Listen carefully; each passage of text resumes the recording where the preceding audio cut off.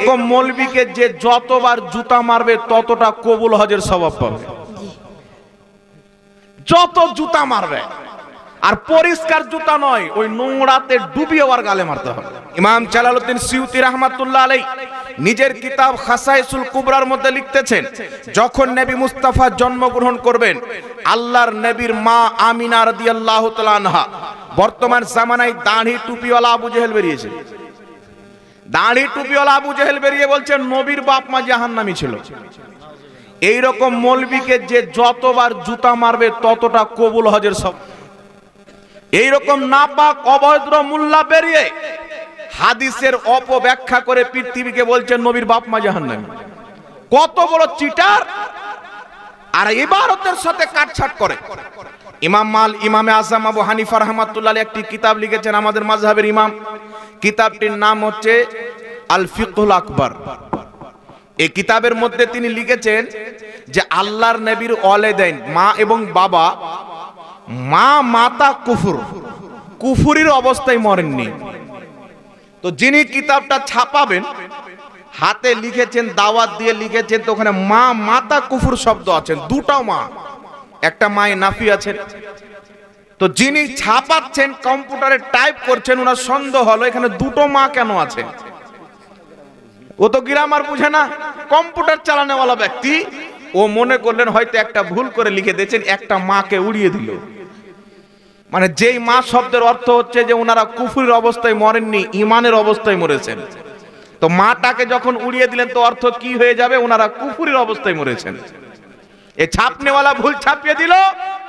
এটাকে নিয়ে তারা ইমামে আযমকে বদনাম করলেন যে ইমামে আযম নবী পাকের পিতা মাতাকে জাহান্নামী বলেছেন। যখন মিশরের মাটি থেকে জামে আজহার থেকে ফতোয়া দেওয়া হলো নবীর বাপ মা জাহান্নামী, ইমামে আযম আবু হানিফার কিতাবে লিখে আছেন, ওই সমাতে বেরেলির সরতাজ ইমামে আহলে সুন্নাতের ইলমের ওয়ারিস হুজুর তাজুস শরিয়াত ছিলেন। তিনি বললেন এটা কোনোই মতে হতে পারে না। তিনার সামনে দু একটি নুসখা খুললেন, সব নুসখার মধ্যে লিখে আছে নবীর বাপ মা কুফরির অবস্থায় মারা গেছেন। হুজুর তাজুস শরিয়া বলছেন সব চাইতে পুরাতন নুসখা বের করো, শত শত বছর পূর্বের নুসখা যা আপনার জামে আজহারের লাইব্রেরি থেকে বের করা হলো, সেই পুরাতন নুসখার মধ্যে লেখা আছে মা মাতা কুফর, নবী পাকের বাপ এবং মা কুফরের অবস্থায় মারা যাননি, ঈমানের অবস্থায় মারা গেছে। সুবহানাল্লাহ। পর্দা ফাঁস হয়ে গেল। এই জন্য পৃথিবীর মুসলমান ইমাম মোল্লা আলী কারি রাহমাতুল্লাহ আলাইহি নবীর বাপ মাকে জান্নাতে লিখেছেন। ইমাম জালালউদ্দিন সিউতি আল হাওয়াইলিল ফাতাওয়ার মধ্যে নবীর বাপ মাকে জান্নাতে লিখেছেন। আমার এটা আকীদা হলো কোন মৌলবী নবীর বাপ মাকে জান্নাতি বলল এটা দেখার বিষয় নয়, কোন ইমাম লিখেছেন কি লেখেননি এটা দেখার বিষয় নয়, আমার নবী পাকের বাপ এবং মা জান্নাতি, এটা খোদার কোরআন দ্বারা প্রমাণিত। সুবহানাল্লাহ। আল্লাহ কোরআন পাকে বলছেন অতক্ষণ পর্যন্ত আল্লাহ কোন ব্যক্তির প্রতি আযাব দেয় না, কোন ব্যক্তিকে আযাবে লিপ্ত করে না, যতক্ষণ পর্যন্ত কোন নবী বা রাসূল পাঠিয়ে তাকে সতর্ক না করে দিবে। যদি আব্দুল্লাহর জামানায়, হযরতে আমিনার জামানায় কোন নবী আসতেন, এসে নিজের নবী হওয়ার এলান করতেন, তিনারা না মানতেন, তাহলে কাফির বলা যেত।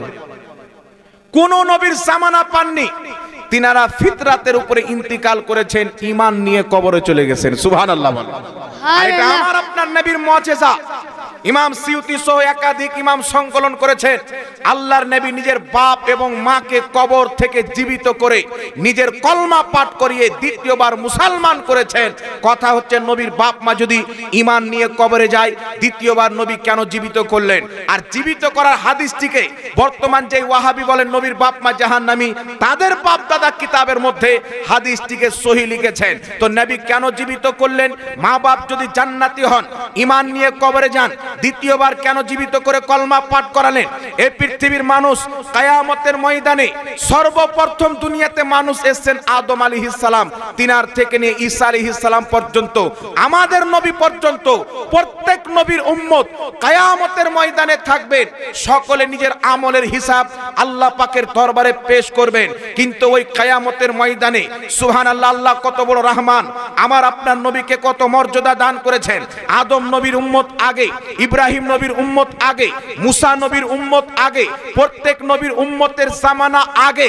কিন্তু কিয়ামতের ময়দানে যখন জান্নাতে ঢুকানোর বাড়ি আসবে, বান্দাকে আল্লাহ যখন জান্নাতে দিবে, আল্লাহ বলবে শোনো, আমি আমার নবী মুস্তাফাকে, তার উম্মতকে সবার শেষে দুনিয়াতে পাঠিয়েছিলাম। আজ কিয়ামতের ময়দানে সবার পূর্বে তাদেরকে আমি জান্নাতে পাঠাবো। সুবহানাল্লাহ। তো আমার নবীর উম্মত হচ্ছে সর্বশ্রেষ্ঠ উম্মত। এই মর্যাদা যেন তিনার মা বাপ পেয়ে নাই, আর কিয়ামতের ময়দানে সব উম্মতের পূর্বে যেন জান্নাতে চলে যায়। তাই আমার নবী দ্বিতীয়বার তাকে কলমা পাঠ করিয়ে মুসলমান করেছে। ওয়াহাবিদের পুঁজি হচ্ছে বাবা দুটি হাদিস। মাসলাটা যখন বলে দিলাম তো হাদিস শুনেলেন। ওদের দুটি হাদিস হচ্ছে পুঁজি নবীর বাপ মাকে জাহান্নামী বানানোর জন্য।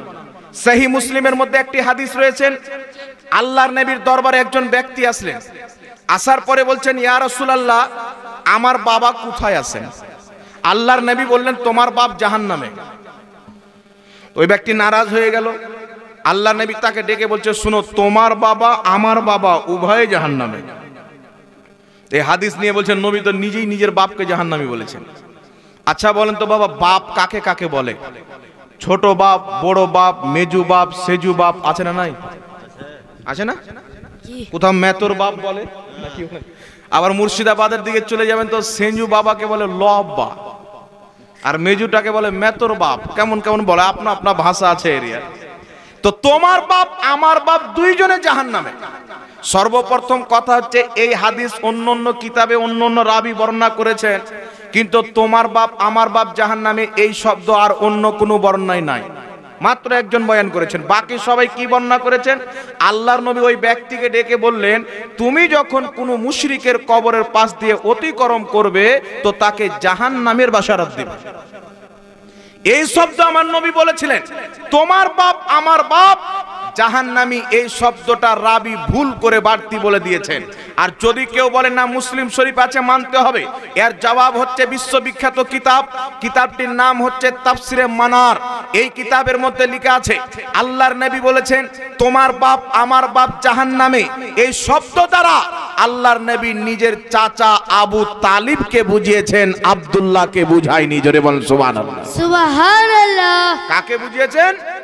আবু তালিবকে বুঝিয়েছেন, নবীর বাপ আব্দুল্লাহকে বুঝায়নি। চাচাকে বাপ বলে কি বল না বাবা, জোরে বলেন।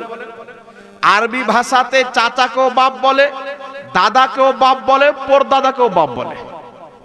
বুঝতে পারছেন? আরবি ভাষাতে দাদাকেও আবা আবা শব্দ ব্যবহার করা হয়, চাচাকেও আবা শব্দ ব্যবহার করা হয়, বাপকেও আবুন শব্দ দিয়ে সব আপনার শব্দ ব্যবহার করা হয়। এই জন্য নবী নিজের চাচাকে বলেছেন। এই হাদিস দ্বারা কিয়ামত তো চলে আসবে, কোন মায়ের লাল নবীর বাপ মাকে জাহান্নামী প্রমাণ করতে পারবে না। সুবহানাল্লাহ, সুবহানাল্লাহ। দ্বিতীয় নাম্বার তাদের দলিল হচ্ছে, আল্লাহ তাবারাক ওয়া তাআলার নবী বললেন, আল্লাহ, আমি আমার মায়ের কবর জিয়ারত করতে চাই। আল্লাহ পাক তিনার মায়ের কবর জিয়ারত করার তিনাকে অনুমতি দিলেন। নবী আমার জিয়ারত করলেন, খুব কান্নাকাটি করলেন। আল্লাহর নবী বলছেন, আমি মাগফিরাতের দোয়া করতে চাইলাম, আল্লাহ পাক দোয়া করতে নিষেধ করে দিলেন। তো ওয়াহাবি কি দলিল নিল এখান থেকে? শয়তানের কাজই হচ্ছে গোবরের দিকে যাওয়া, সোনার দিকে যাওয়া নয়। কথা বুঝছে? নাপাক লোকের কাজ হচ্ছে নাপাকিকে পছন্দ করা, আর পবিত্র লোকের কাজ হচ্ছে পবিত্রতাকে পছন্দ করা। আল্লাহর নবী বলেন, আমি জিয়ারত করার অনুমতি চাইলাম, আল্লাহ জিয়ারত করার অনুমতি দিলেন, আমি জিয়ারত করলাম। আল্লাহর নবী বলছেন, আমি মাগফিরাতের দোয়া করতে চাইলাম, আল্লাহ নিষেধ করে দিলেন। ওয়াহাবি বলছে, নবীর মা জাহান্নামী ছিল বলে, কুফরির অবস্থায় মারা গেছেন বলে, মুশরিকা হয়ে মারা গেছেন নবীর মা বলে, আল্লাহ মাগফিরাতের দোয়া করতে দিলেন না। তবে আমরা যখন আল্লাহ পাকের কোরআন পড়ি, আল্লাহ বলছেন, শুনো, তুমি কোনো কাফিরের কবরের পাশে দাঁড়াইও না। আল্লাহ নবীকে কাফিরের কবরের পাশে দাঁড়াতে নিষেধ করেছেন, মুশরিকের কবরের পাশে দাঁড়াতে নিষেধ করেছেন। কোনো মুসলমানের জন্য বৈধ নয় যে কাফিরের কবর জিয়ারত করবে, মুশরিকের কবর জিয়ারত করবে। কাফিরের কবর জিয়ারত করা হারাম, মুশরিকের কবর জিয়ারত করা হারাম। কুরআন পাকের বিপক্ষে আমল হবে যদি কেউ কাফিরের আপনার কবর জিয়ারত করে। আল্লাহ বলছেন, নবী, তুমি কোনো কাফিরের কবর জিয়ারত করিও না, মুশরিকের কবরের পাশে দাঁড়াইও না। আমার নবী মুস্তাফা মুস্তাফা নিজের মায়ের কবরের পাশে দাঁড়িয়েছেন, মায়ের কবর জিয়ারত করেছেন, চোখের পানি ফেলে কান্নাকাটি করেছেন। এখন আপনাকে বলতে চাই, কুরআন বলছে কাফিরের কবরের পাশে দাঁড়ায়ও না, নবী তার মায়ের কবরের পাশে দাঁড়িয়েছেন। তো আমার নবী কি কুরআনের বিপক্ষে আমল করতে পারে না। সাহাবায়ে কেরাম বলছেন, তোমরা যদি নবীর জীবনকে পড়তে চাও আল্লাহ পাকের কোরআনকে পড়ে নাও। নবীর চলা, নবীর উঠা, নবীর বসা, নবীর কথা, নবীর বার্তা, নবীর কর্ম, নবীর ধর্ম, প্রত্যেকটা জিনিস আল্লাহর কোরআন অনুযায়ী। জোরে বল সুবহানাল্লাহ। সুবহানাল্লাহ। নবী তো কোরআনের বিপক্ষে আমল করতে পারেন না। কাফিরের কবর জিয়ারত করা হারাম। কেউ যদি আকীদা রাখে মুহাম্মদ রাসূলুল্লাহ হারাম কাজ করেছেন, সেই ব্যক্তি কাফির হয়ে যাবে। ইসলামের আকীদা হচ্ছে আল আম্বিয়াউ মাসুমুন, প্রত্যেক নবী হচ্ছে মাসুম। তো কি বুঝা গেল? কাফিরের কবর জিয়ারত করা হারাম, মুশরিকের কবরের পাশে দাঁড়ানো হারাম। আমার নবী মুস্তাফা মায়ের কবরের পাশে দাঁড়িয়েছেন, আমিনার কবরকে জিয়ারত করেছেন। জিয়ারত করে আমার নবী প্রমাণ করে দিয়েছেন কাফিরের কবর জিয়ারত করা হারাম আছে। আমি আমার মায়ের কবর জিয়ারত করে প্রমাণ করে দিলাম আমার মা আমিনা কাফির নয়, তিনি হচ্ছেন পাক্কা ঈমানদার। বল সুবহানাল্লাহ। সুবহানাল্লাহ। আর একটু জোরে হবে না সুবহানাল্লাহ? সুবহানাল্লাহ। এই জন্য এরকম নোংরা আবর্জনা অনেক বেরিয়েছেন বাবা। নিজেকে জান্নাতি হওয়ার দাওয়া করার নবীর বাপ মাকে জাহান্নামী বলে। বেটা তোমার শ্বাস বন্ধ হোক, কবরে যাও, তাহলে বুঝতে পারবে তুমি কোথায় যাবে। আর দলিল দিবে কি সব ইহুদি খ্রিস্টানদের কথা আহলে হাদিস জান্নাতে যাবে। তো আহলে হাদিসকে ইহুদি খ্রিস্টান জান্নাতি বলেছেন, আর আহলে সুন্নাতকে মুহাম্মদ রাসূলুল্লাহ জান্নাতি বলেছেন। তো ইহুদি খ্রিস্টান যেটাকে জান্নাতি বলে ওটা আসলে জাহান্নামী, আর নবী যেটাকে জান্নাতি বলেন সেটাই হচ্ছে জান্নাতি। জোরে হবে না সুবহানাল্লাহ? সুবহানাল্লাহ। এই জন্য বিরাদির ইসলাম, আমার আপনার নবী সাল্লাল্লাহু আলাইহি ওয়াসাল্লামকে আল্লাহ তাবারাক ওয়া তাআলা মুখতারে কুল বানিয়েছেন। আমি বলতেছিলাম ইমাম জালালউদ্দিন সিউতি রাহমাতুল্লাহ আলাইহি নিজের কিতাব খাসায়েসুল কুবরার মধ্যে লিখছেন, বিবি আমিনা বর্ণনা করছেন, যখন নবী মুস্তাফা জন্মগ্রহণ করলেন আকাশ থেকে একটি আওয়াজ আসলো, শব্দ আসলো। কি আওয়াজ? কাবাজা মুহাম্মাদুন আলা দুনিয়া কুল্লিহা, সারা পৃথিবীতে মুহাম্মদ রাসূলুল্লাহর কবজা হয়ে গেল। আর সারা পৃথিবী দেখেছেন নবী আমার দুনিয়াতে এসেছেন, নবীর রাজত্ব জমিনে চলেছেন, নবীর রাজ হুকুমত চাঁদে চলেছেন, নবীর হুকুমত সূর্যতে চলেছেন। আর কিয়ামতের ময়দানে সারা পৃথিবী নিজের মাথার চোখে দেখবে সমস্ত নবী নফসি নফসি করবেন, আর মুহাম্মদ রাসূলুল্লাহকে আমার খোদা পাপী বান্দাকে জান্নাত দিয়ে খুশি করাবে। সুবহানাল্লাহ। সমস্ত নবী চুপ থাকবেন, আমার নবীর রাজত্ব চলবে কিয়ামতের ময়দানে। জোরে হবে না সুবহানাল্লাহ? সুবহানাল্লাহ। এই জন্য শুধু জমিন নয়, আসমানে, চন্দ্র সূর্যতে, জান্নাতে। আর শুধু আমার নবী নয়, রাসূল পাক বলছেন আল হাসান ওয়াল হুসাইন সাইয়্যিদা শাবাবি আহলিল জান্নাহ, আমার হাসান হুসেন জান্নাতি যুবকদের সরদার। নবী পাক বলছেন সাইয়্যিদাতিন নিসাই আহলিল জান্নাহ ফাতেমাতুজ জাহরা, ফাতেমাতুজ জাহরা জান্নাতি মহিলাদের সরদারনি। তো জান্নাতে কার চলবে? সরদারের চলবে, সরদারনি চলবে। তো যেই জান্নাতের মালিকানা ইমামে হুসেন করবেন, ইমামে হাসান করবেন, হযরতে ফাতেমা করবেন, মহিলাদের নেতৃত্ব ফাতেমা দিবেন, যুবকদের নেতৃত্ব হাসান ও হুসেন দিবেন, আর পুরো জান্নাতের নেতৃত্ব আমার আল্লাহর দাওয়াতে মুহাম্মদ রাসূলুল্লাহ দিবেন। সুবহানাল্লাহ। এই জন্য পৃথিবীর মুসলমান আহলে সুন্নাত ওয়াল জামাতের আকীদা হচ্ছে রাসূল মুখতারে কুল। কিছু অভদ্র দাড়ি টুপিওয়ালা শয়তান মার্কেটে বেরিয়েছেন, এ বেটাদের কাজ হচ্ছে ধর্মকে কাট করা। আমেরিকা থেকে যত ফান্ডিং আসবে তত ধর্ম কাটবে। অল্প ফান্ডিং আসলো তো বলছে নফল পড়ার কোনো দরকার নাই। কিছু টাকা বেশি চলে আসলো তো বলছে সুন্নাত তো লাগবে না, জোহরের 4 রাকাত পড়ো পালিয়ে যাও, আসরের 4 রাকাত পড়ো পালিয়ে যাও, জুমার 2 রাকাত পড়ো পালিয়ে যাও। তো কিছু নামাজি আছে দেখবেন এলাকাতে যদি কোনো গরু মারা যায়, তো গরুটাকে যদি রাস্তাতে ফেলে আসেন, বাইরে গিয়ে মাঠে কোথাও, তো কুকুর আসবে খেতে, আসবে কি আসবে না? আর কুকুর যখন খেতে আসবে, আর কোন মানুষকে যদি দেখে নেয়, ফাটাং করে একটা হাড্ডি মুখে লাগবে ধরতে। তো এই কুকুরের মতন কিছু নামাজি আছে, এবারে 2 রাকাত জুমা পড়ে নিল পালিয়ে গেল, 4 রাকাত জোহর পড়ে নিল পালিয়ে গেল, বলছে নফলের প্রয়োজন নাই। ফান্ডিং যখন বেশি আসলো তো বলছে সুন্নাতের প্রয়োজন নাই, আর একটু টাকা যখন বেড়ে গেল বলছে বেতন নামাজ তো ওয়াজিব, 3 রাকাত চলবে না, 1 রাকাত পড়ো। আর একটু টাকা যদি বেশি দিয়ে দেয় তাহলে কি করবে, আসর মাগরিব জোহরের নামাজ একসাথে পড়ে নাও। আর যদি ফান্ডিং বেড়ে যায় তাহলে বলো নামাজের কোনো প্রয়োজন পড়বে না, মসজিদই ভেঙে দাও। কথা বুঝছেন? তো ফান্ডিং যেরকম আসবে সেরকম ফাতোয়া বেটা মারবে। তো এইরকম নোংরা আবর্জনা থেকে সাবধান থাকতে হবে। ইমান চুরি করনেওয়ালা বহুত থাকবে বাবা, চটি বই আপনাকে ধরিয়ে দিবে, উল্টা পুল্টা ফাতোয়া আপনাকে দিয়ে দিবে, কিন্তু এদের পূর্বের আলিমদের, এদের বাপ দাদাদের হিম্মত হয়নি আমাদের পূর্বে আলিমদের সামনে বসার, আর এদের আওলাদদের হিম্মত নাই আমাদের সামনে বসার। কিয়ামত পর্যন্ত ক্ষমতা হবে না। এরা হচ্ছে মিথ্যুক। কত বড় মিথ্যুক দেখেন, আমি কোরআনের আয়াত পাঠ করেছি। আল্লাহ পাক বলছেন লানাতুল্লাহি আলাল কাযিবিন, মিথ্যুকদের প্রতি আল্লাহর লানাত। আলিম হচ্ছে 2 প্রকার।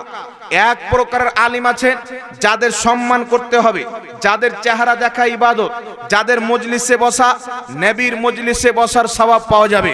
আমার নবী বলছেন যেই ব্যক্তি আলিমের মজলিসে বসলো সেই ব্যক্তি নবীর মজলিসে বসলো। এইগুলো এক প্রকারের আলিম আছেন যাদের কথা শোনাও ইবাদত, যাদের সামনে বসাও ইবাদত। আর এক শ্রেণীর মৌলবী আছে যাদেরকে উলমায়ে সু বলা হয়, এদের বক্তব্য শোনাও হারাম, এদের সম্মান করাও হারাম। একে মৌলবী বলাটাই হচ্ছে পাপ। এদের কাজ হচ্ছে কোরআন হাদিসের অপব্যাখ্যা করে মানুষের ঈমানকে ধ্বংস করা। আল্লাহ বলেছেন মিথ্যুকদের প্রতি আল্লাহর লানাত। আচ্ছা বলেন তো বাবা, আগামীতে কয়েকদিন পর আমাদের ঈদের টাইম আসছে না? জি। দেখবেন কিছু ভাদর মাসের কুত্তা বেরিয়ে গেছে, এই টাকা দিয়ে ফিতরা হবে না। বাংলাদেশে কিছু ঘোড়া মৌলবী বেরিয়েছে যে টাকা দিয়ে ফিতরা আদায় হবে না। সারা বিশ্ব যদি টাকা দিয়ে ফিতরা দেয়, সারা বিশ্বের ফিতরা আদায় হবে না। এটা কোন শরীয়ত? ইসরায়েলি শরীয়ত। এটা আমেরিকার শরীয়ত। এটা নবী মুস্তাফার শরীয়ত নয়, সালাফদের শরীয়ত নয়, সাহাবার শরীয়ত নয়। নাম সালাফ রেখেছেন, আহলে হাদিস রেখেছে, আর বেটার বক্তব্য আমেরিকার ফান্ডিং এর উপরে হচ্ছে, হাদিসের উপরে। তাহলে একে সালাফি বলা যাবে? এই সালাফি বলা যাবে? আমি চ্যালেঞ্জ করে বলতে চাই মুসলমান, এখানে তো সকলে আহলে সুন্নাত ওয়াল জামাত সুন্নি জান্নাতি বসে আছেন, সোশ্যাল মিডিয়ার মাধ্যমে সারা পৃথিবীতে এই বক্তব্য যাবে। আমি চ্যালেঞ্জ করতে চাই, এই সারা পৃথিবীর মাটিতে এমন কোন লামাযহাবী আহলে হাদিস মৌলবী মায়ের দুধ পান করেনি যে টাকা দিয়ে ফিতরা আদায় করাকে নাজায়েজ প্রমাণ করবে। সূর্য পশ্চিম দিকে উদিত হতে পারে, জমিন আসমান ফানা হয়ে কিয়ামত চলে আসবে, টাকা দিয়ে ফিতরা আদায় করা কোনো মায়ের লাল অবৈধ প্রমাণ করতে পারবে না। আর আমি দলিল দিচ্ছি, যদি কোনো নজদি, যদি কোনো ওয়াহাবি মায়ের বুকের দুধ পান করে থাকে, একটা হাদিস পেশ করুক, সহি হাদিস লাগবে না, হাসান হাদিস লাগবে না, জয়ীফ হাদিস লাগবে না, একটা জাল হাদিস দেখাক, নবী থেকে দেখাক, সাহাবা থেকে দেখাক, তাবেঈ থেকে দেখাক যে টাকা দিয়ে ফিতরা চলবে না। আর আমাদের কাছে আসুক, আমরা সাহাবী থেকে হাদিস দেখাবো, তাবেঈ থেকে সহি হাদিস দেখাবো, তিনারা নিজেই টাকা দিয়ে ফিতরা আদায় করেছেন। জোরে বলেন সুবহানাল্লাহ। সুবহানাল্লাহ। মুসান্নাফে ইবনে আবি শাইবার মধ্যে হাদিস, ইমাম ইবনে আবি শাইবা হাদিসের কিতাব লিখেছেন। 6টি সেহায়ে সিত্তার লেখকের ইমাম, ইমাম বুখারী, ইমাম মুসলিম, ইমাম তিরমিজি, ইমাম নাসাই, ইমাম আবু দাউদ, ইমাম ইবনে মাজা, ইনাদের পূর্বের লেখা কিতাব, ইমাম বুখারীর ওস্তাদ, ইমাম মুসলিমের ওস্তাদ, ইমাম ইবনে মাজার ওস্তাদ, ইমাম ইবনে আবি শাইবা একটি হাদিসের কিতাব লিখেছেন, মুসান্নাফে ইবনে আবি শাইবা। সেই কিতাবের মধ্যে 3টি হাদিস নিয়েছেন, 3টি হাদিস সহিহ। আল্লাহর নবীর সাহাবীগণ টাকা দিয়ে ফিতরা আদায় করতেন। বিশ্ববিখ্যাত তাবেঈ হাসান বসরি রাদিয়াল্লাহু তাআলা আনহু বলছেন, কি বলছেন? টাকা দিয়ে ফিতরা আদায় করা জায়েজ। বিশ্ববিখ্যাত সাহাবীগণ বলেছেন, আবু ইসহাক তাবেঈ বলছেন, আমি সাহাবীদেরকে দেখেছি তারা খাদ্যের বদলে টাকা দিয়ে ফিতরা আদায় করেছেন। জোরে বলেন সুবহানাল্লাহ। সুবহানাল্লাহ। আর এটা শুধু আমাদের হাদিসের কিতাবে নয়, এটা তো সহিহ হাদিসে আছেন। বিশ্ববিখ্যাত হাদিস গবেষক ইমাম বদরুদ্দিন আইনি, লাখ লাখ হাদিসের হাফিজ, বুখারী শরীফের সারা, উমদাতুল কারির মধ্যে লিখতেছেন, খাদ্যের পরিবর্তে টাকা দিয়ে ফিতরা আদায় করা জায়েজ আছেন, ফিতরা আদায় হয়ে যাবে, নেকি অতটুকুই পাবে, কম হবে না। বিশ্ববিখ্যাত ফকি ইমাম সারাখসি রাহমাতুল্লাহ আলাইহি আল মাবসুত কিতাবের মধ্যে লিখেছেন, টাকা দিয়ে ফিতরা আদায় করা যায়। ইনারা তো আছেন হাদিস মুহাদ্দিস, লা মাযহাবি, যে কাটমুল্লাজকে বলে নজদি ওয়াহাবি, টাকা দিয়ে ফিতরা আদায় হবে না। তাদের আপন বড় বাপ জুবের আলী যেই ফাতাওয়া ইলমিয়ার মধ্যে লিখেছেন, টাকা দিয়ে ফিতরা আদায় করা জায়েজ আছে। জোরে বলেন সুবহানাল্লাহ। সুবহানাল্লাহ। এরা তো হাদিস মানে না, মুহাদ্দিসদের ফতোয়া মানে না, ফুকাহায়ে কেরামকে মানে না, হাদিস মানে না, হাদিসের বিপক্ষে ফতোয়া দেয়, এ আবার আহলে হাদিস। সালাফদের ফতোয়ার বিপক্ষে ফতোয়া দেয়, সালাফদের ফতোয়াকে মানে না, এ আবার সালাফি। চিন্তা করছেন বাবা? এই জন্য আমি পাঠ করেছি লানাতাল্লাহি আলাল কাযিবিন। ওয়াহাবি নিজেকে যতবার আহলে হাদিস বলবে ততবার আল্লাহর লানাত নাজিল হবে, যতবার সালাফি বলবে ততবার আল্লাহর লানাত নাজিল হবে। কারণ কিয়ামতের সকাল পর্যন্ত কোন ওয়াহাবি না নিজেকে আহলে হাদিস প্রমাণ করতে পারে, না নিজেকে সালাফি প্রমাণ করতে পারে। খোদার কসম খেয়ে বলি, হাদিস মান্যকারী কেউ যদি নিজেকে প্রমাণ করতে পারে, সারা পৃথিবীতে আহলে সুন্নাত ওয়াল জামাত প্রমাণ করতে পারে। আজ থেকে 800 বছর পূর্বের মুহাদ্দিসের নিকটে চলে যান, 1000 বছর পূর্বের ইমামদের কিতাব পড়েন, 1200 বছর পূর্বের ইমামদের কিতাব খুলে পড়েন। আল্লাহর কসম খেয়ে বলি, এই পূর্বের ইমামদের কিতাবের মধ্যে যেইগুলি আকীদা লিখে আছে, সেই আকীদাকে যদি মানুষের সামনে খুলে পেশ করা হয়, তো পূর্বের সমস্ত সালাফদের আকীদা এক জায়গাতে জড়ো করলে ওই আকীদার নাম হবে সুন্নি আকীদা। জোরে বলেন সুবহানাল্লাহ। সুবহানাল্লাহ। আমাদের আকীদা হচ্ছে সালাফদের সাথে মেল। আর 2014তে নতুন আকীদা বানিয়ে নিল, 2025 সালে নতুন আকীদা বানিয়ে নিল। সারা পৃথিবীর মানুষ জানে যে হযরতে উমারে ফারুকের যুগ থেকে নিয়ে 1450 বছর থেকে নিয়ে করোনা ভাইরাস আসা পর্যন্ত মক্কা মদিনা পৃথিবীর শ্রেষ্ঠ মসজিদ হচ্ছে 3টি, মক্কা, মদিনা এবং মসজিদে আকসা। এই তিনটি মসজিদে 20 রাকাত তারাবির নামাজ হতো। কত রাকাত? 20। জোরে বলেন। 20 রাকাত তারাবির নামাজ হতো। কত বছর থেকে? 1450 বছর থেকে। করোনা ভাইরাস যখন চলে আসলো, সৌদি সরকার কি ঘোষণা করলে? 10 রাকাত কাবাতে পড়ে, 10 রাকাত বাড়িতে গিয়ে পড়ে। একে কোন পাগলা কুকুর কামড়াচ্ছে চিন্তা করেন। 10 রাকাত পড়লে করোনা ভাইরাস হবে না, 20 রাকাত পড়লে হয়ে যাবে। চিন্তা করছে? এদের মস্তিষ্কে গোবর ভরা আছে। বলছে 10 রাকাত কেন কমালে বেটা? বলছে করোনা ভাইরাস এসেছে যে। তো 10 রাকাত পড়লে তোমাকে ভাইরাস ধরবে না, আর 10 রাকাত বেশি বাড়িয়ে দিলে ভাইরাস ধরে নেবে। তো 1450 বছরের সহি আমলকে বাদ দিয়ে মন গড়া 8 রাকাত তারাবি চালু করেছে। দলিল কি? আমার নবী 8 রাকাত তাহাজ্জুদ পড়েছেন, ওই তাহাজ্জুদের হাদিস ফিট করে বলছেন নবী 8 রাকাত তারাবি পড়েছেন। মানে তারাবিকে তাহাজ্জুদের হাদিসকে বানিয়ে দিল তারাবি। যুক্তি কি দিল? তারাবি তাহাজ্জুদ দুটি হচ্ছে এক নামাজ। 11 মাস যদি পড়ো তাহলে এটা হবে তাহাজ্জুদ, আর রোজার মাসে যদি পড়ো এটা হবে তারাবি। মানে ওয়াহাবির বাপ বাড়িতে থাকলে বাপ, আর বাজারে চলে গেলে আর খালু হয়ে যাবে। মানা যায়? এটাই ওর মানে উদাহরণ। সারা পৃথিবীর বাচ্চা বাচ্চা জানে তাহাজ্জুদ আলাদা, তারাবি আলাদা। আপনারা সকলে জানেন তারাবি হয় শেষ রাত্রে এই তাহাজ্জুদ, আর তারাবি হয় প্রথম রাত্রে। দুটো এক কি করে হবে? তাহাজ্জুদের জন্য ঘুমানো শর্ত। এশার নামাজ পড়ে আপনি ঘুমিয়ে যান, যখন আপনার চোখ খুলে গেল তখনই তাহাজ্জুদের টাইম হয়ে গেল, তাই তো? শুনেছেন তো আপনার মাসলা? কিন্তু তারাবির নামাজের জন্য ঘুমানো শর্ত আছে। কেউ যদি মাগরিবে ইফতারি করার পর খেয়ে টেয়ে ঘুমায়, তাহলে তারাবি তো যাবে, ফজরের নামাজে চলে যাবে। না কি বলেন? সারাদিন না খেয়ে আছে বিচারা, কত ভেবে ঘুমাইতে পেরেছেন, নাকও বলবে ফাড় করে আওয়াজ হবে।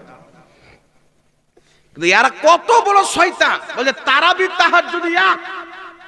কিন্তু তাদের ঘরের কিতাব তারিখে আহলে হাদিস, কিতাবটির নাম কি? তারিখে আহলে হাদিস। এই কিতাবের মধ্যে ওয়াহাবি মুল্লা লিখছে কি, ताराबी और तहज्जुद दोनों अलग नमाज है। ताराबी अव्वल रात में पढ़ी जाती है और तहज्जुद की नमाज आखिरी रात में पढ़ी जाती है।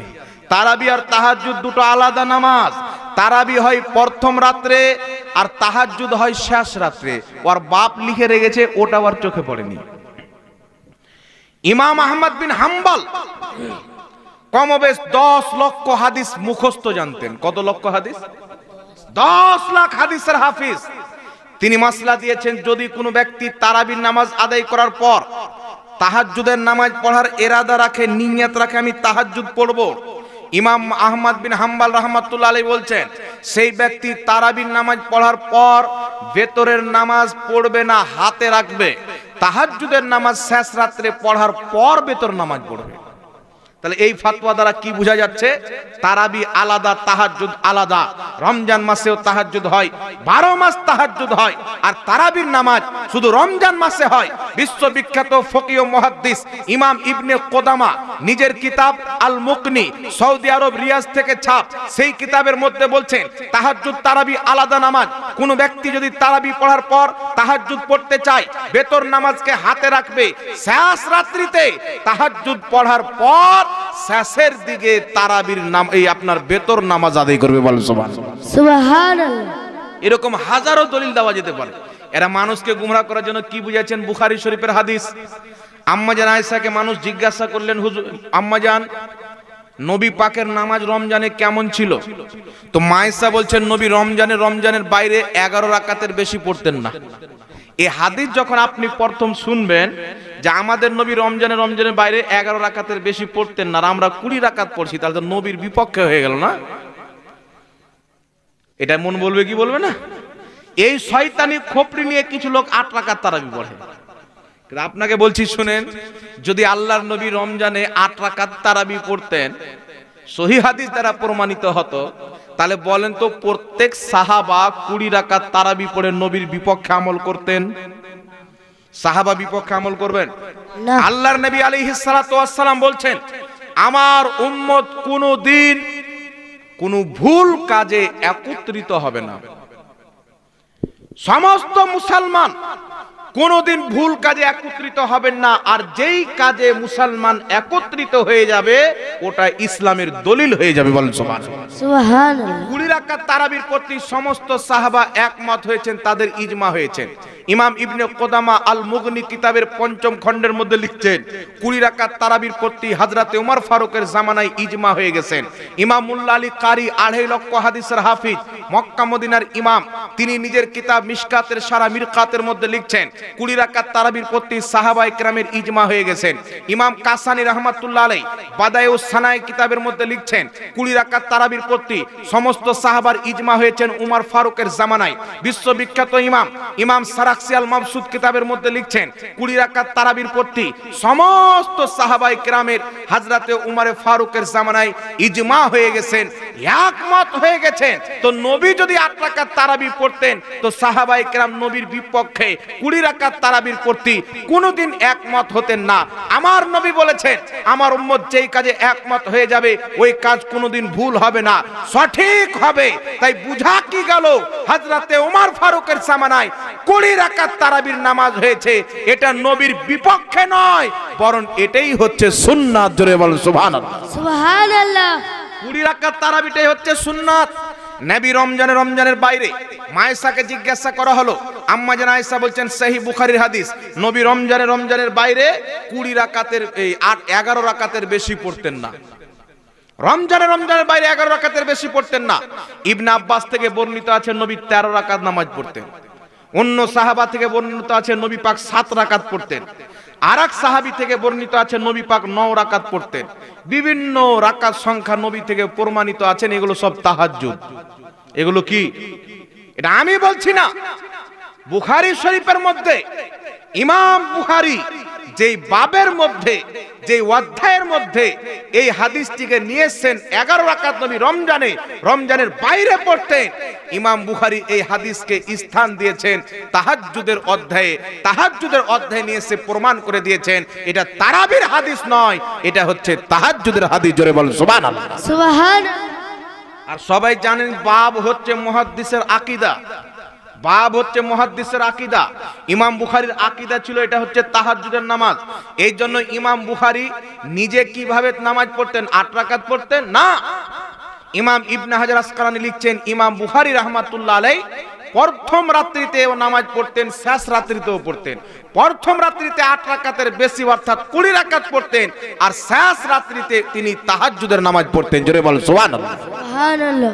তো ইমাম বুখারীর নিকটে তারাবি আলাদা নামাজ ছিল, তাহাজ্জুদ আলাদা নামাজ ছিল।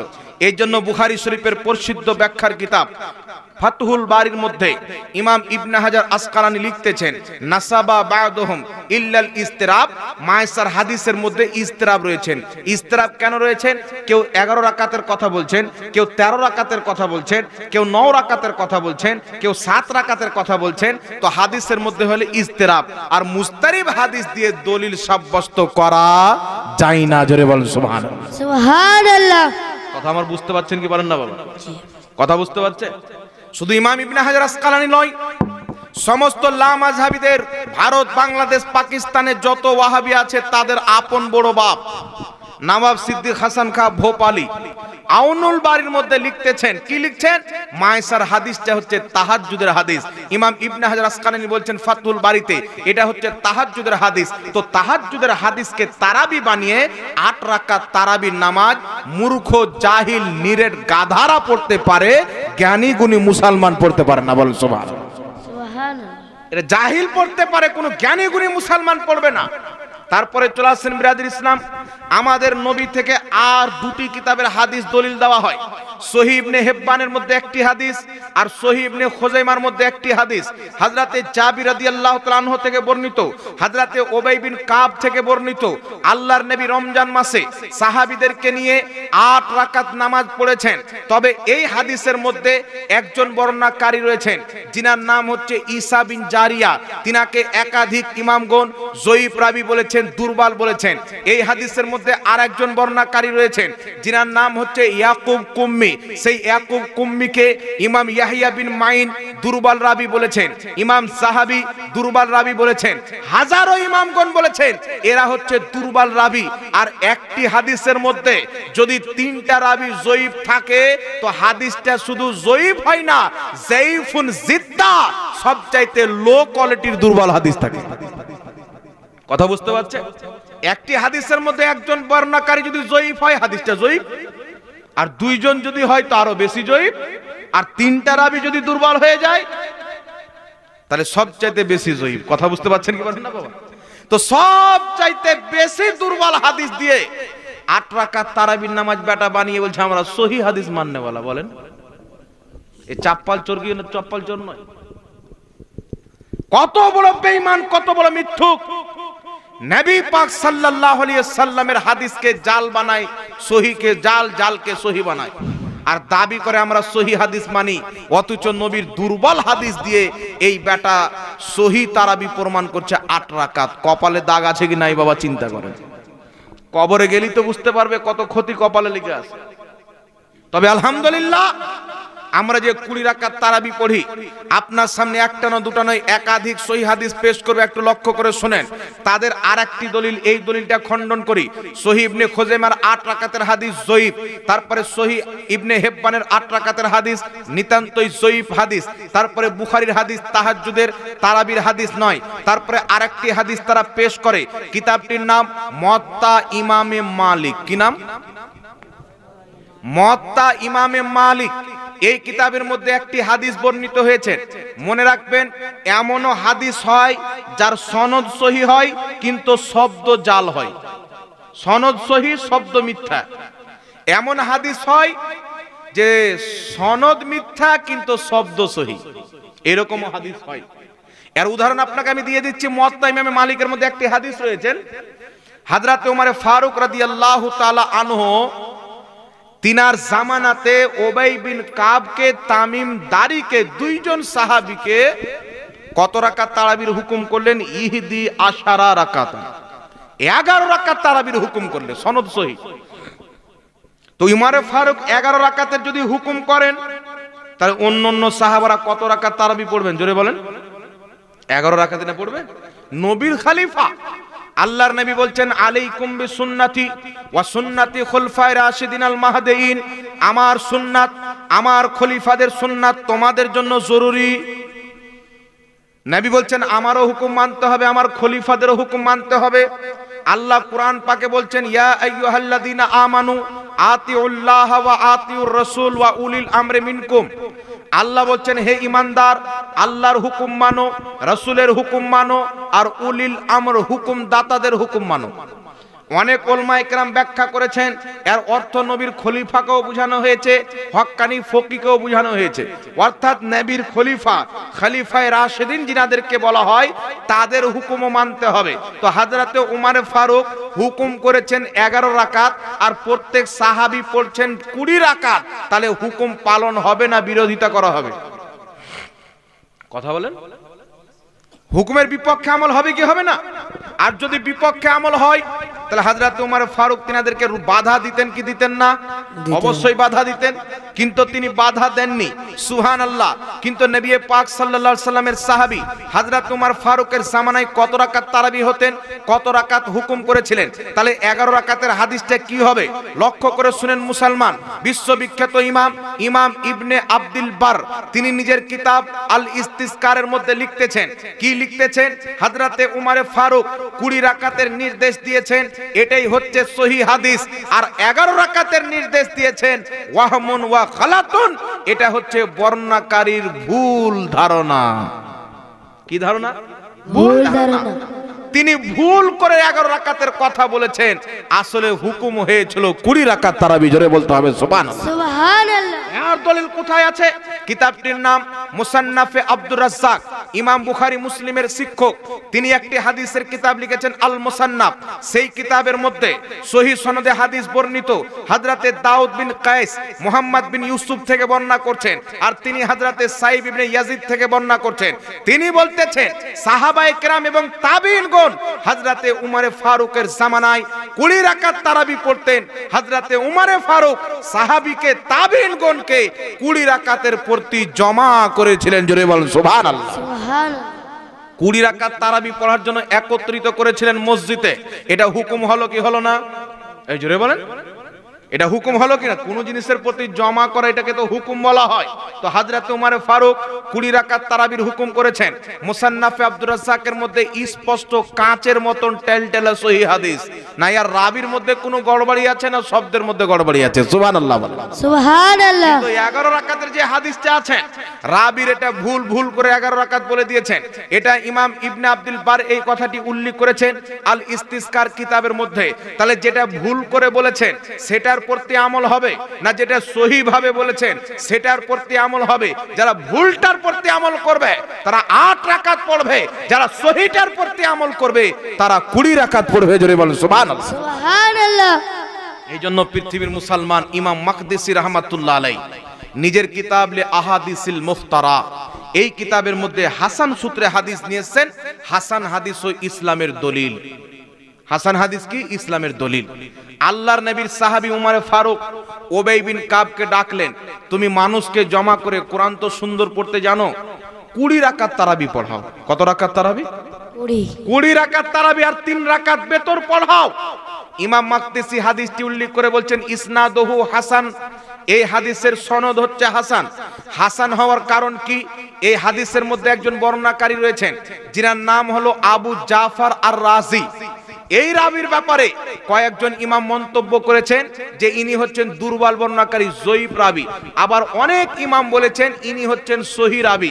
তো কোন ইমামের ব্যাপারে কিছু মুহাদ্দিসিন বলছে দুর্বল রাবি, আবার অনেক মুহাদ্দিসিন বলছেন সহিহ রাবি।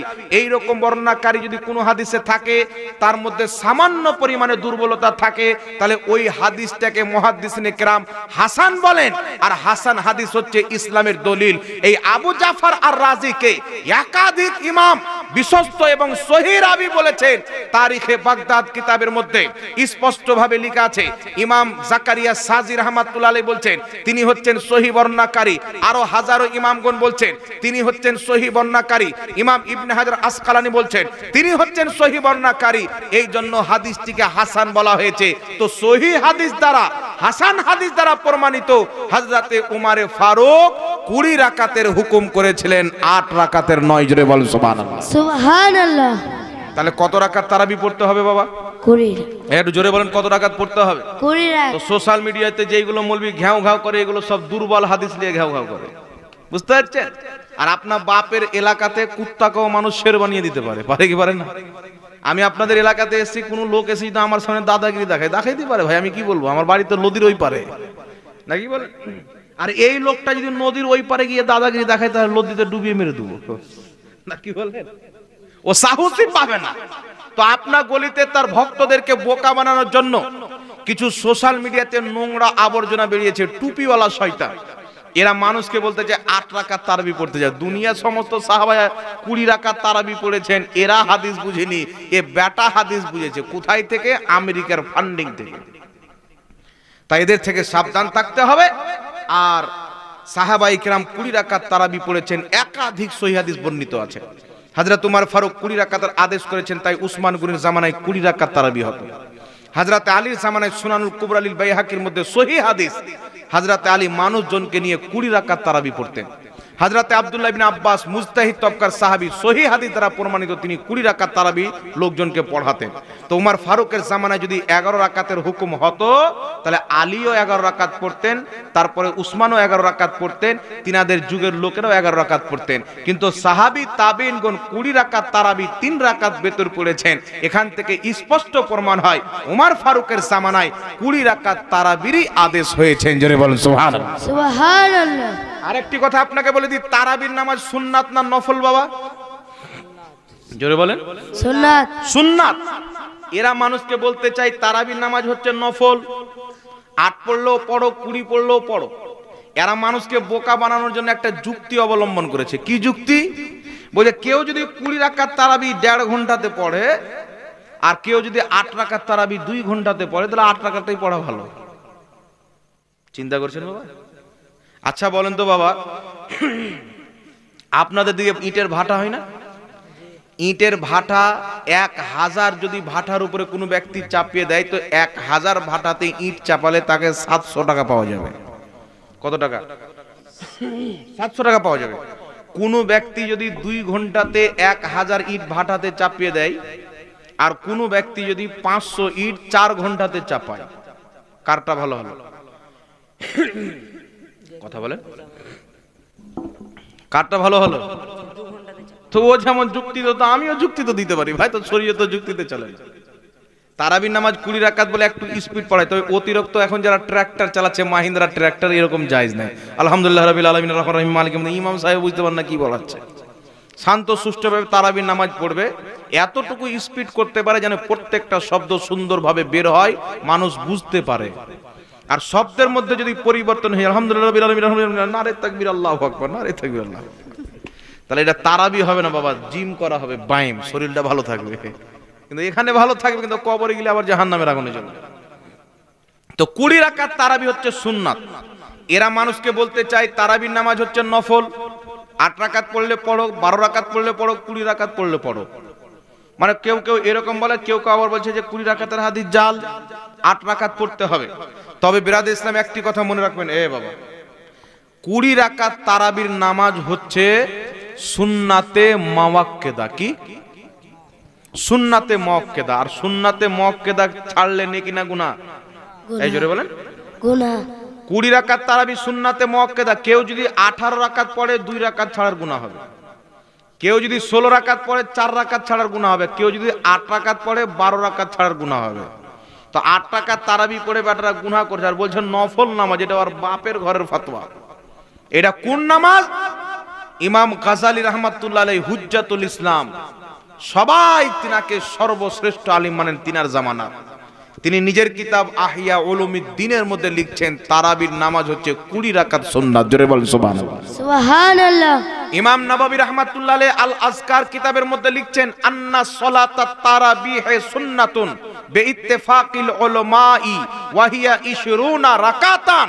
তারাবির নামাজ হচ্ছে 20 রাকাত সুন্নাত, এই বিষয়ে সমস্ত মুহাদ্দিস একমত। জোরে বলেন সুবহানাল্লাহ। সুবহানাল্লাহ। তো সমস্ত মুহাদ্দিসিন বলছে 20 রাকাত সুন্নাত, আর আজকের বাংলা পড়নেওয়ালা গুগল মুফতি বলছে 8 রাকাত সুন্নাত। চিন্তা করছেন? এদের ব্যাপারে রাসূল পাক বলছেন কিয়ামতের পূর্বে কিছু জাহিল বের হবে, কাজ্জাব এবং দাজ্জাল। এমন এমন হাদিস পড়বে, ফতোয়া দিবে না তোমরা শুনেছো না তোমাদের বাপ দাদা শুনেছে। আজকে যেইগুলো মসজিদ আশেপাশে দেখবেন 8 রাকাত পড়ে, এরাও 10 বছর পূর্বে 20 রাকাত পড়তো। কথা বুঝতেন? এরাও 10 বছর পূর্বে 20 রাকাত তারাবি পড়তো। এই জন্য বিরাদর ইসলাম, ইমান লুটনেওয়ালা শয়তান মৌলবি সেজে বেরিয়েছেন। তাই আমার আলা হযরত আজ থেকে প্রায় 150 বছর পূর্বে বলেছেন, সুনা জঙ্গল রাত আঁধেরি ছাই বদলি কালি হ্যায়, সোনে वालों জাগতে রহিও চোরোं की रखवाली है। সুবহান একবার দুরূদ শরীফ পাঠ করেন, আল্লাহুম্মা সাইয়্যিদ मौलाना मोहम्मद वाला अली सैयदना मोहम्मद सल्लल्लाहु ताला अलैहि वालिहि वसल्लम। सलातुम व सलामुन अलैका या रसूलल्लाह, सलातुम व सलामुन अलैका या हबीबल्लाह सल्लल्लाहु ताला अलैहि वालिहि वसल्लम। जय हो बिरादर इस्लाम। আমি আয়াতে কারিমা পাঠ করেছিলাম, লানাতাল্লাহি আলাল কাযিবিন, মিথ্যুকদের প্রতি আল্লাহ পাকের লানাত। দেখেন বিরাদর ইসলাম, যারা মিথ্যা কথা বলে তাদের প্রতি আল্লাহ পাকের লানাত বর্ষিত হয়। এই জন্য আমার আপনার নবী সাল্লাল্লাহু আলাইহি সাল্লাম বলছেন, সহিহ বুখারীর মধ্যে হাদিস, যদি কোনো ব্যক্তি আমার নামে এমন কোনো কথা বলে যেই কথাটা আমার নয়, আমি বলিনি, তাহলে সে নিজের ঠিকানা জাহান্নাম বানিয়ে নিল।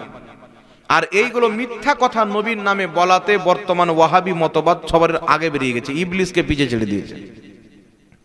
বাংলাদেশের একজন মৌলবি বলছে আল্লাহর নবী সাল্লাল্লাহু আলাইহি সাল্লামের মুখ দিয়ে দুর্গন্ধ বের হতো। নাউজুবিল্লাহ বলবেন না? এটা রাসূলুল্লাহর নামে মিথ্যাচার।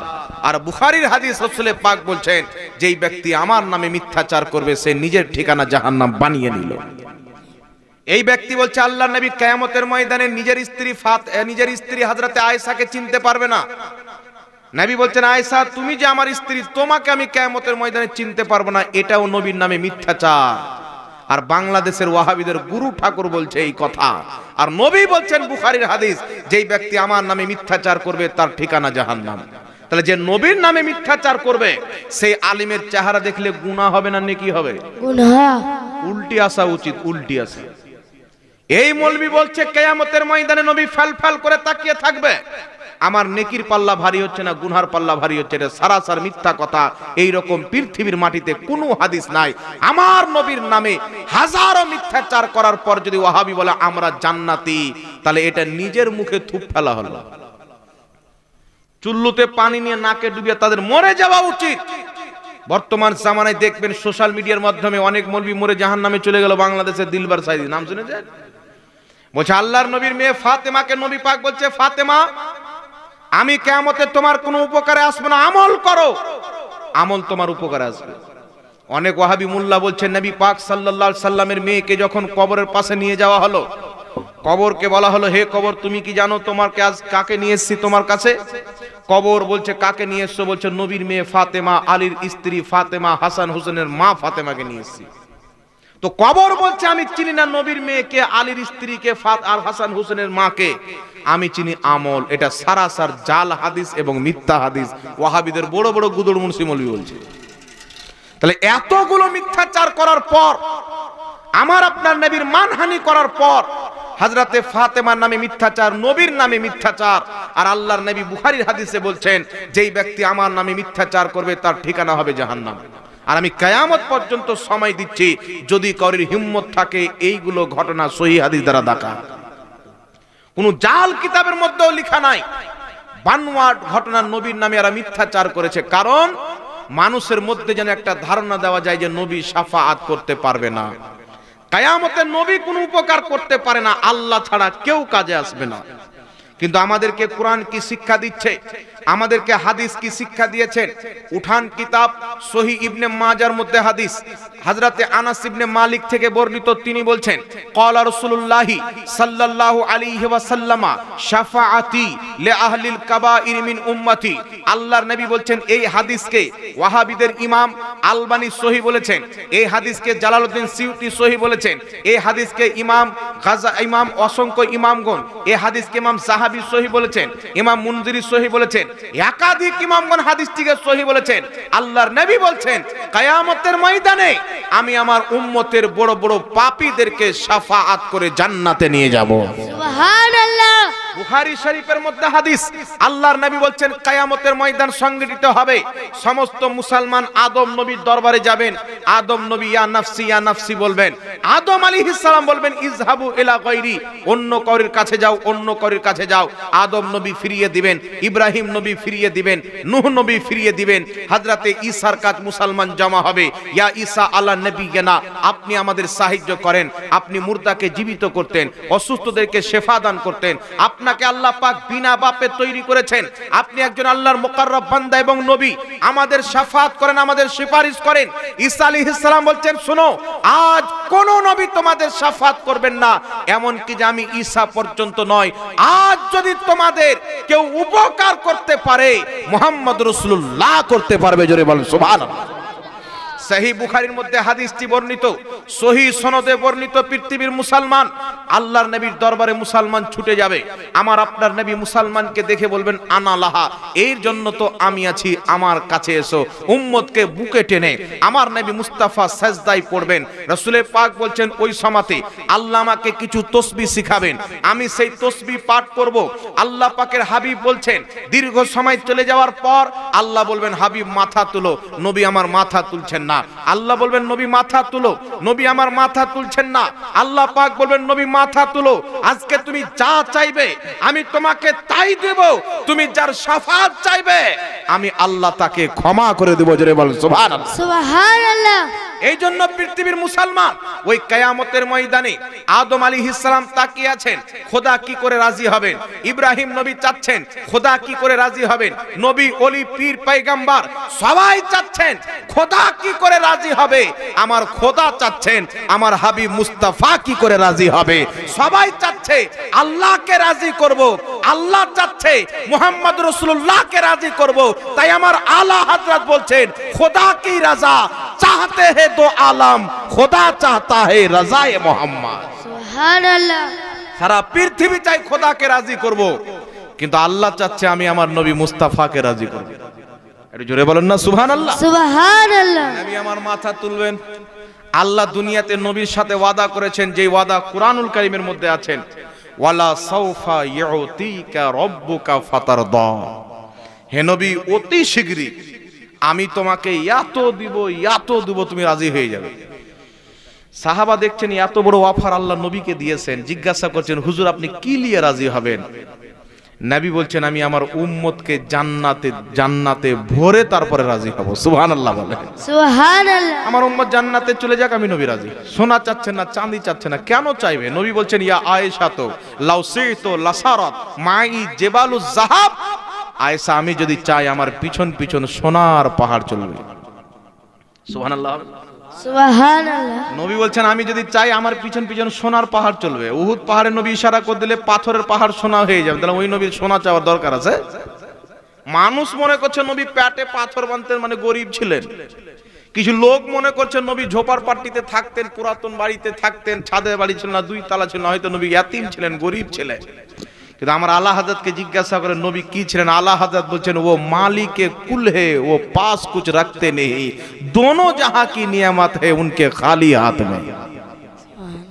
এটা হচ্ছে আকীদা বাবা। আমরা আলা হযরতের নাম কেন করছি, কিছু লোকের আবার ফেটে যায়, কিছু লোক তো লোক কিছু পীরেরও ফেটে যায় যে আলা হযরতের নাম কি করে নিচ্ছে।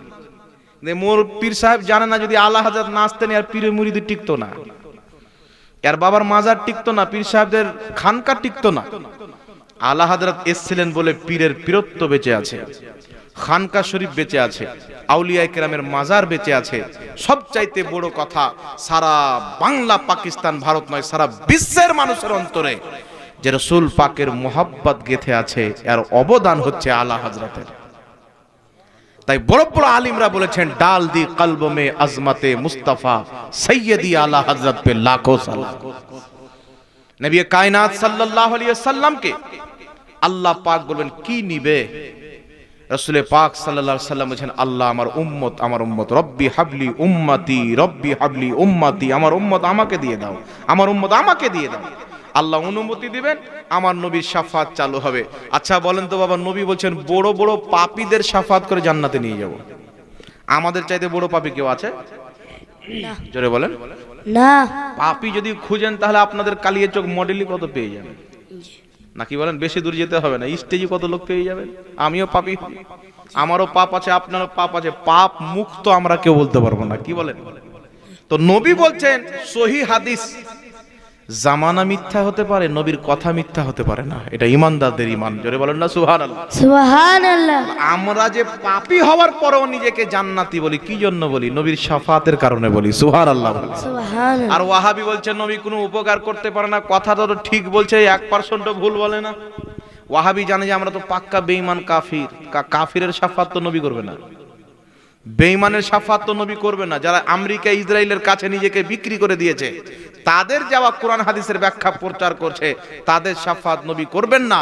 নবী 72 দলের শাফাত করবেন না, নবী করবেন আহলে সুন্নাত ওয়াল জামাত, সুন্নি জামাতের ব্যক্তিদের। জোরে বলেন সুবহানাল্লাহ। সুবহানাল্লাহ। এটা আমাদের আকীদা, নবীও শাফাত করবেন। আমাদের নবীর শাফাতে কুবরা যখন চালু হবে, একের পর এক আল্লাহ প্রত্যেক নবীকে অনুমতি দিবেন, সাহাবাকে, আলিমকে, হাফিজকে, তারপরে আপনার নেক বান্দা ওলিয়া উলিয়াদেরকে আল্লাহ হুকুম করবেন, তারাও শাফাত করবেন। জোরে বলেন সুবহানাল্লাহ। এগুলো সহিহ হাদিস দ্বারা প্রমাণিত। কিন্তু প্রথম কিয়ামতের ময়দানে আল্লাহ জাব্বার কাহার হয়ে থাকবেন। তিনার জাব্বারিয়াতের সামনে, কাহারিয়াতের সামনে সবাই থরথর করে কাঁপবেন, কেউ কথা বলতে পারবেন না। আল্লাহকে সাজদা করে রাজি করবেন আমার নবী মুস্তাফা। তখন আল্লাহর রহমত জোসে চলে আসবেন, বড় বড় পাপীদেরকে আমার নবী জান্নাতে নিয়ে যাবেন। রাসূল পাকের একটি হাদিস শুনেন, আল্লাহর নবী বলছেন জিবরিল আমিন একদিন নবীর নিকটে আসলেন।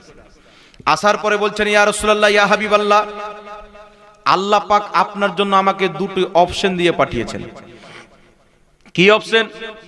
জিবরিল আলাইহিস সালাম বলছেন, ইয়া রাসূলুল্লাহ, আল্লাহ পাক দুটি অপশন দিয়েছেন। একটি হলো আপনি একটি অপশন চয়েস করেন যে আপনার অর্ধেক উম্মত বিনা হিসাব কিতাবে জান্নাতে চলে যাবে, এটা একটি অপশন। আর একটি অপশন দিয়েছেন যে আপনি শাফাআতকে চয়েস করেন। দুটি অপশন, শাফাআত আর অর্ধেক উম্মত বিনা হিসাব কিতাবে জান্নাতি, দুটি অপশন। আমার নবী বলছেন আমি যদি এটা নিয়ে নিজে অর্ধেক উম্মত বিনা হিসাব কিতাবে জান্নাতে চলে যাবে, তো বাকি অর্ধেক উম্মত আমার কি করবে? নবী বলছেন, জিবরিল, আমি শাফাআতকে নিলাম। এই শাফাআত আমি মুস্তাফা কিয়ামতের ময়দানে শাফাআত করে আমার অর্ধেক উম্মত নয়, আমার সমস্ত উম্মতকে জান্নাতে নিয়ে যাব। সুবহানাল্লাহ। জোরে হবে না সুবহানাল্লাহ? সুবহানাল্লাহ। আমার নবী যদি শাফাআত করে নিতেন, কিয়ামতের ময়দানে কষ্টই করতে হতো না, অর্ধেক উম্মত ডাইরেক্ট জান্নাতে বিনা হিসাব কিতাবে, পাপী হোক আর তাপী হোক। কিন্তু বাকি অর্ধেক কোথায় যেত বাবা? আপনি জান্নাতে চলে যেতেন, আপনার বাপ জাহান্নামে, কি করতেন? এই জন্য আমার নবী দয়ামান, আমার নবী মেহেরবান, আমার নবী রাউফ রহিম। উম্মতের সুবিধার্থে আল্লাহর নবী উম্মতের কান্ডারি এমনি বলা হয় না, উম্মতের দরদি এমনি বলা হয় না। শাফাআতকে চয়েস করলেন, এক এক করে উম্মতকে ধরে ধরে জান্নাতে নিয়ে যাবে। সুবহানাল্লাহ বলেন। সুবহানাল্লাহ। এই জন্য বাবা আল্লাহ তাবারাক ওয়া তাআলা আমাদেরকে আমল কম করতে পারি, কিন্তু নবীর মোহাব্বতে কোথাও কমতি রাখেনি। সাহাবায়ে কেরাম, বুখারীর হাদিস, নবী পাকের উযু করা পানি চোখে লাগাতেন, চেহারাতে লাগাতেন, আপনার বুকে লাগাতেন। নবী উযু করছেন, পানি নিয়ে লাগাচ্ছেন। একজন সাহাবী বলছেন, হুজুর আপনার জুব্বাটা দেন। নবীর জুব্বা নিলেন। সাহাবীকে জিজ্ঞাসা করা হলো, কেন নিলেন? বলছেন, এই জুব্বা যেন আমার কবরে রাখা হয়। কেন রাখা হয়? বলছে, এই জুব্বার বরকতে আমি কবরের মঞ্জিল পার করব, আযাব থেকে বাঁচবো। সুবহানাল্লাহ। মুসলিম শরীফের হাদিস, নবী পাকের একটি জুব্বা নবীর ইন্তিকালের 35 বা 30 বছর পর মানুষ যখন অসুস্থ হতো, নবীর সেই জুব্বা পানিতে ডুবিয়ে পানিটা পান করত। যত বড় অসুখ হোক, নবীর জুব্বার বরকতে তার অসুখ দূর হয়ে যেত। সুবহানাল্লাহ। কোরআন পাকের আয়াত, ইউসুফ নবী বলছেন তার ভাইকে, আমার এই জামাটা নিয়ে যাও, আমার বাপের চেহারায় রেখে ফিরিয়ে নিবে, আমার জামার বরকতে আমার বাপের চোখের জ্যোতি ফিরে আসবে। কোরআন পাকের মধ্যে তাবুতে সাকিনার কথা বর্ণিত হয়েছে, যে তাবুতের মধ্যে কোন নবীর জুতো মুবারক, কোন নবীর লাঠি মুবারক ছিল। কওমে বানি ইসরাইল ওই তাবুতের ওসিলা দিয়ে দোয়া করত, প্রত্যেকটা যুদ্ধতে জয়লাভ করত, বৃষ্টি হতো না। তাবুতের ওসিলা দিয়ে দোয়া করত, আল্লাহ সঙ্গে সঙ্গে বৃষ্টি দান করত। তাবুতে ছিল কি? নবীগণের জুতা, লাঠি।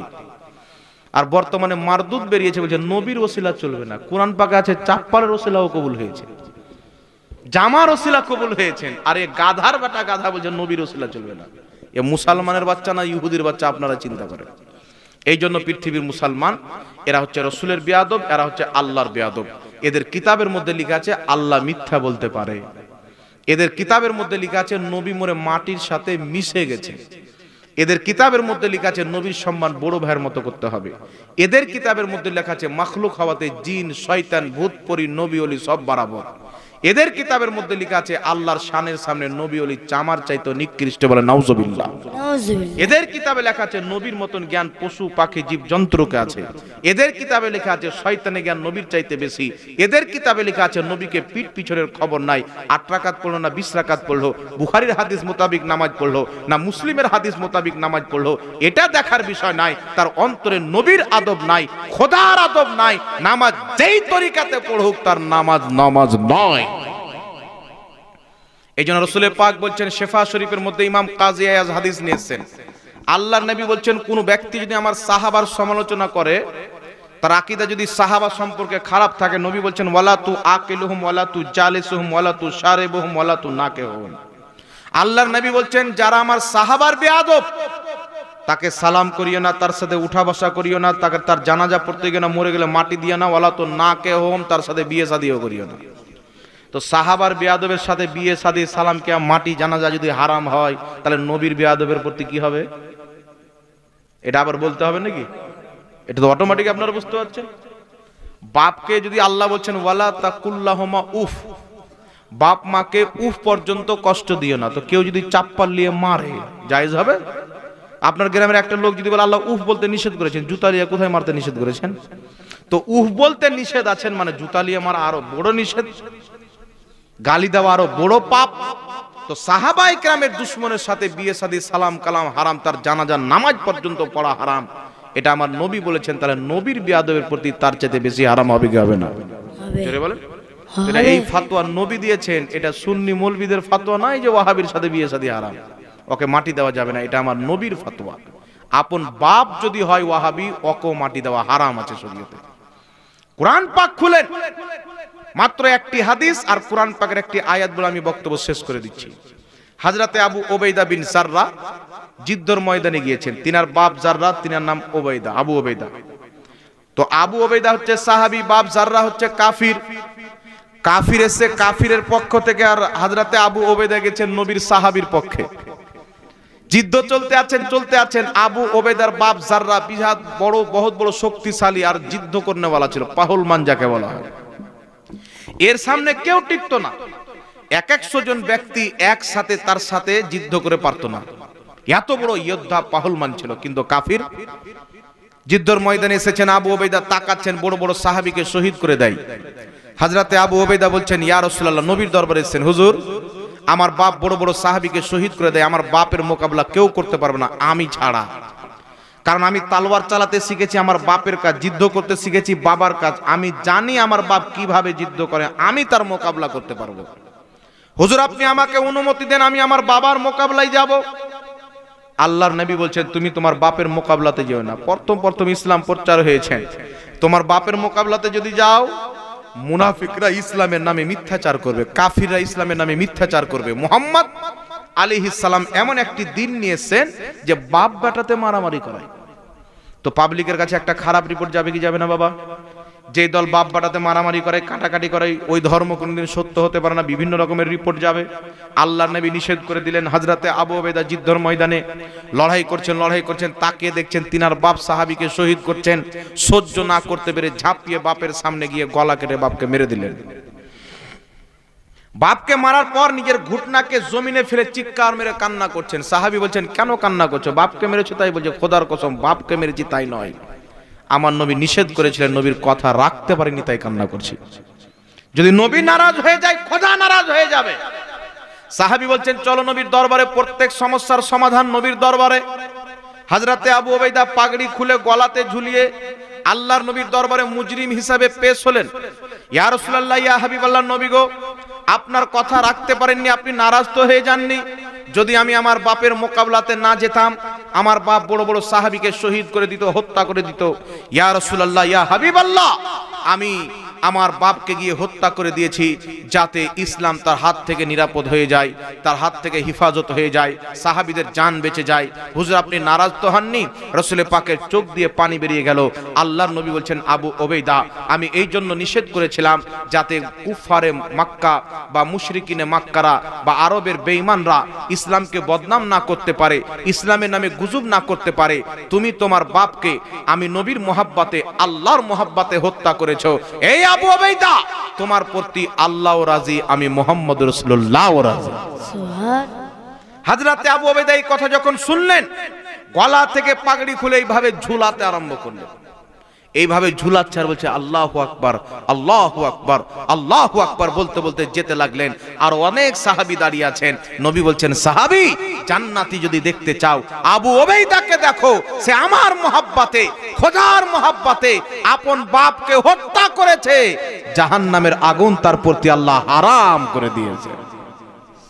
আর একটু জোরে হবে না সুবহানাল্লাহ? সুবহানাল্লাহ। যে খোদা কোরআনে বলছে বাপ মাকে উফ পর্যন্ত কষ্ট দিও না, সাহাবী বাপকে মেরেছেন তো নবী জান্নাতের বাশারত দিচ্ছেন। এর মানে কি বাপ নবীর গুস্তাখ ছিল? জোরে হবে না সুবহানাল্লাহ?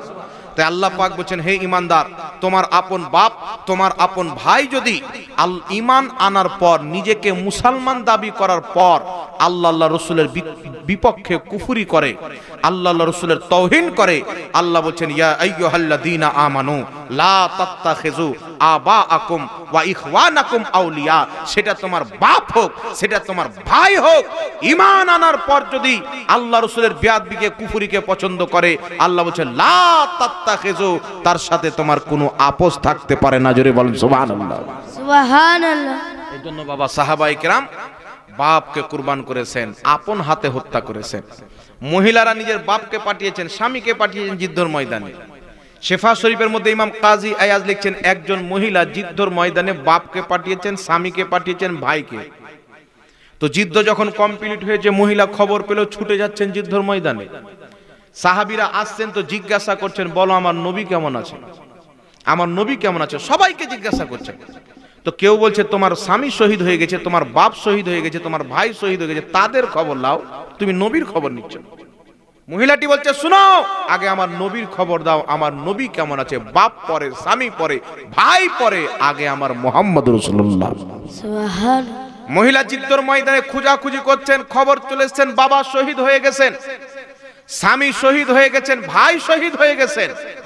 ওই মহিলা খোঁজাখুঁজি করতে করতে সামনে মুহাম্মদ রাসূলুল্লাহকে দেখেছেন, আল্লাহর নবী সহি সালামত আছেন। মহিলাটি নবীকে দেখে বলছেন, ইয়া রাসূলুল্লাহ, আপনি সহি সালামত আছেন, আপনার সামনে আমার প্রত্যেক দুঃখকে আমি তুচ্ছ মনে করি। সুবহানাল্লাহ। সুবহানাল্লাহ। এগুলো তাদের আকীদা ছিলেন। যাই হোক বিরাদর ইসলাম, আল্লাহ পাক সকলকে ঈমান নিয়ে বেঁচে থাকার তৌফিক দান করুক। আহলে সুন্নাত ওয়াল জামাত মাসলাকে আলা হযরতের প্রতি কায়েম রাখুক, মাসলাকে আলা হযরতের প্রতি মত দান করুক। সকল বলুন আল্লাহুম্মা আমিন। ওয়া মা আলাইনা ইল্লাল বালাগ।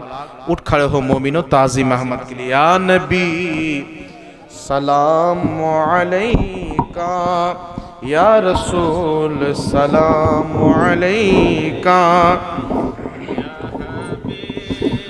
सलाम अलैका सलावातुल्लाह। ऐ नसीम में कूवे जाना जब मदीने से